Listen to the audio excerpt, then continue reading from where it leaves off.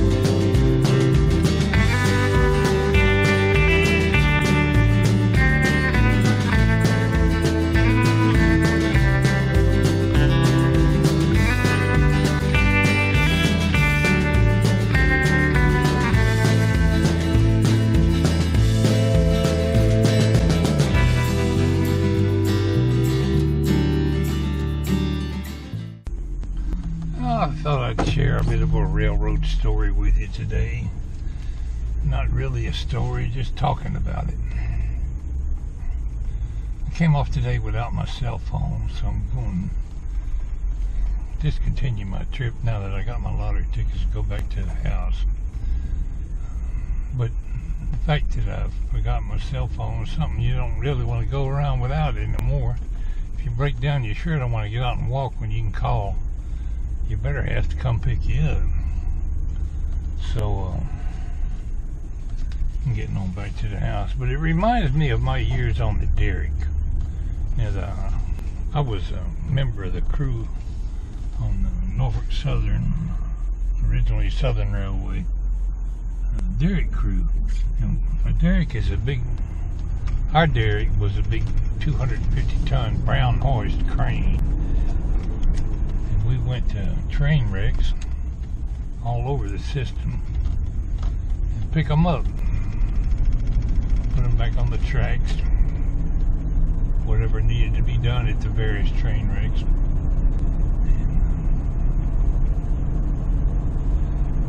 He was always on call. I can't think of the many cold and clammy days and out in the bad weather. Never seemed to be a derailment on good weather. Very rarely. And the weather probably had something to do with it in the first place. And I've been to train wrecks that were washouts, head-on collisions, rear-end collisions, just turned over from derailing. Some of them involving fatalities. But in the process of being on this Derrick crew, we always kept a locker on the coach car. Had a room assigned to us on there, so if you were already at work at the railroad and they called to go to a wreck, but all you had to do was go get on the train and leave because you already had a bag packed and in the locker. But a lot of times they would call you at home in the middle of the night. We carried a beeper at that time. And it was not uncommon for me to be out in the middle of the lake somewhere fishing or on a trip to town or something. My beeper would go off. Had to call a railroad and see what they wanted. And they'd say, we got a wreck in Tallapooza or somewhere. We need you to come on in here real quick. And you had to just jump in your car and go. And Christmas and holidays, many as a holiday or birthday or child's birthday that I missed out on because I had to go and answer the call of duty. I'm surprised that I doubt any of the crews or railroad crews carry beepers anymore, but we sure carried one back then. The railroad issued it to you, and you were expected to carry the thing as long as you were protecting that position on the Derrick crew. So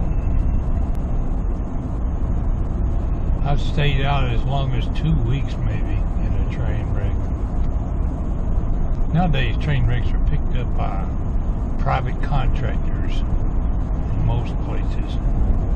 There might be still a few Derricks around, but none of them like they were back then. They found it easier just to hire private contractors to go pick up wrecks. Probably gives them a tax deduction and everything else. But, you know, I can share a few pictures of our Derrick while I'm telling you this story.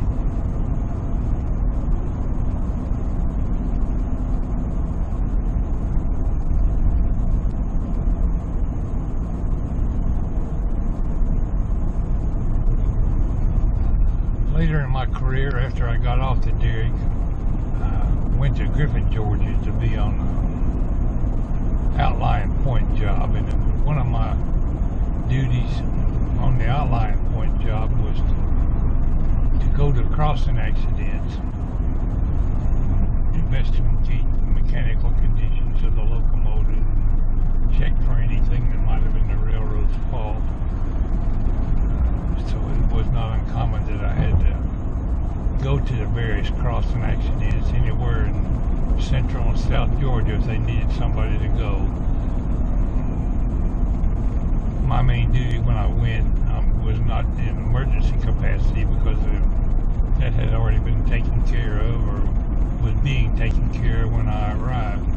But I had to get out and check the locomotive itself to make sure the horns worked, the bells worked, the lights worked, any safety defects that might have happened in that collision.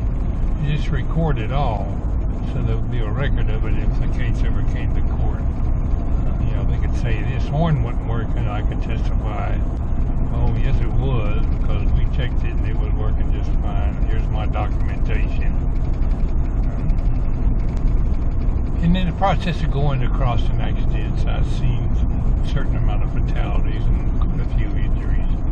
They're not as common as you might think, though. Usually no one's injured, unless it's a really bad wreck. Sometimes the people they hit got killed, so that couldn't be helped. A train cannot stop for you when you pull out in front of them. I see all these dummies crossing the tracks without looking or jumping and rushing across when a train is coming. Like I videoed it out here in some of my videos. And people just prove to be idiotic. You can't wait 5 minutes for a train to go by. You might spend the next 5 eons laying in a coffin somewhere.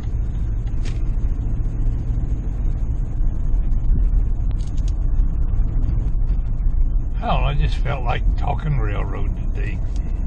One thing I often wish that we'd had cameras back then like we do now, or video cameras. I could record a lot of stuff. Railroad was always real secretive about what went on at train wrecks. I've had newspaper reporters and TV reporters come up to me and ask me a question, knowing I could get in trouble if I answered the people. So our response to them normally was contact the, forget the name of it now, publicity department or whatever. They'll tell you whatever they want you to know. I'm not allowed to tell you.